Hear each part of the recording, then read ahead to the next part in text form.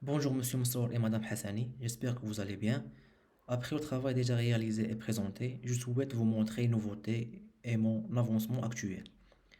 Pour commencer, j'ai organisé notre projet, j'ai créé un fichier requirements.txt du backend pour gérer toutes les dépendances et structurer correctement le projet.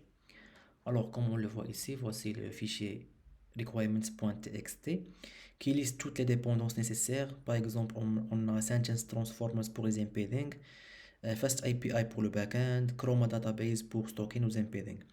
Et bien sûr, on peut installer facilement toutes ces dépendances avec la commande pip install requirements.txt.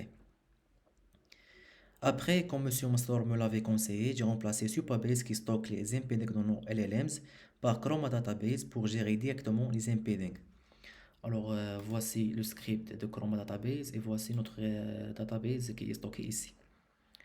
Et je pourrais plus tard le remplacer par Face par exemple si nécessaire. Puis j'ai connecté le front-end avec le back-end via Fast API. Alors au départ les deux étaient séparés, mais maintenant tout peut être testé directement depuis MakerKit. Et voilà le script API.py.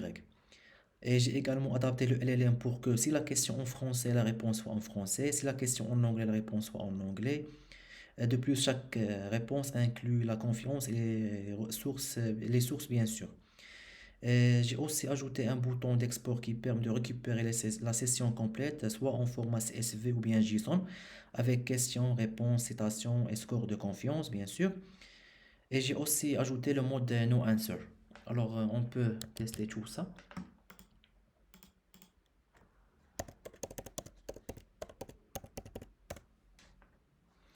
Alors, voilà, premièrement, on peut, pour le directeur, on peut poser notre data de système RAG. Voilà, on a un succès, on peut visualiser ça localement. Alors, comme on le voit ici, notre PDF, nombre de chunks générés, les embeddings et les traités ajoutés à Chroma Database. On peut bien sûr ajouter d'autres PDF. Voilà. On peut visualiser ça directement ici. Alors, pour nos deux PDF, on a en total 35 chunks. Après, on peut utiliser notre chatbot.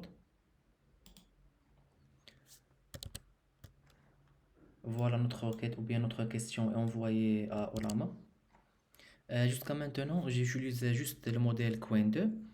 Alors voilà la réponse. Comme on observe ici la question en anglais, la réponse en anglais. On a aussi la confiance, la langue ici et les sources.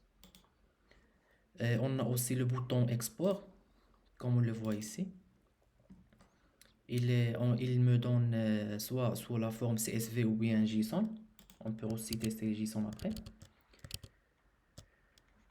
Euh, je veux tester une autre question, bien la même question, mais cette fois-ci avec français ou bien en français.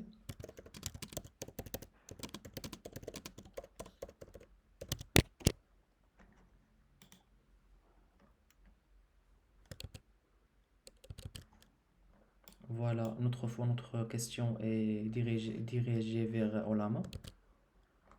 Voilà notre réponse. On peut tester aussi le mode no answer. Je ne sais pas utiliser par exemple cette question.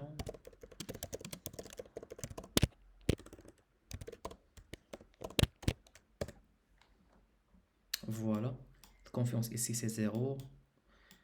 Voilà. La même chose en anglais.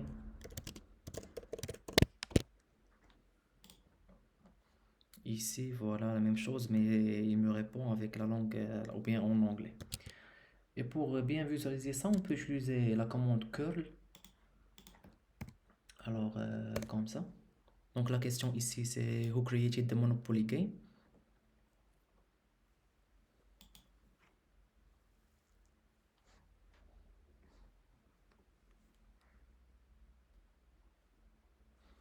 Et voilà notre réponse.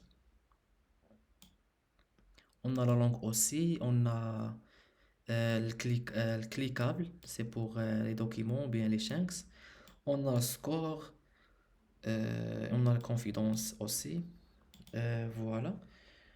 Et enfin, j'ai essayé de mettre tout le projet dans Docker et j'ai travaillé dessus depuis 2 jours, mais je n'ai pas encore réussi à le faire fonctionner complètement. Et c'est ce qui m'a pris le plus de temps. Donc voilà, c'est tout et merci pour votre attention.